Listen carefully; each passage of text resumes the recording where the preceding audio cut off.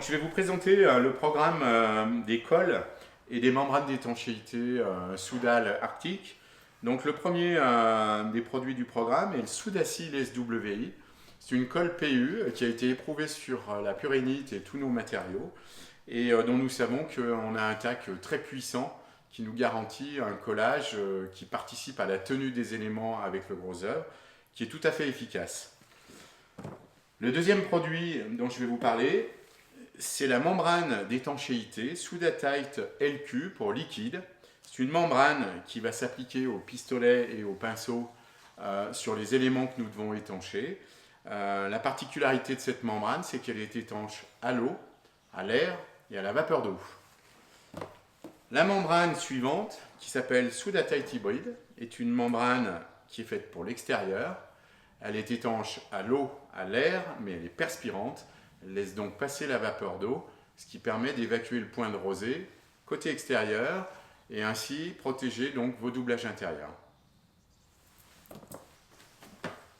Voilà le pistolet d'application pour ces différentes solutions colle et membrane. Donc les poches qui font 600 mm pour être mises en œuvre doivent être coupées à l'extrémité, engagées dans le réservoir pour ensuite recevoir un bec d'extrusion qui a été préparé avec un angle coupé au cutter.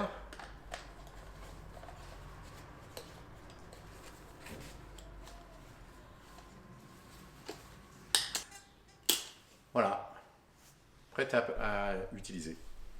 Donc là, nous allons procéder à l'étanchéité intérieure du précadre.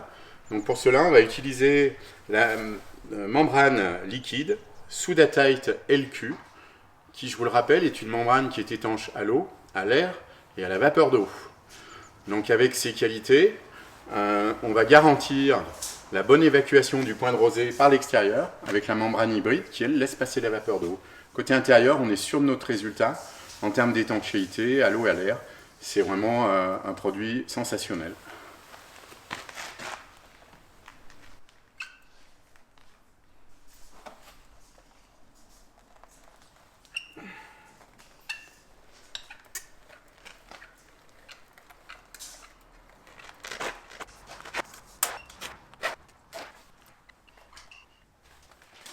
Même principe que pour la membrane hybride, on va maintenant l'étaler au pinceau de façon à bien garnir la zone qui nécessite l'étanchéité.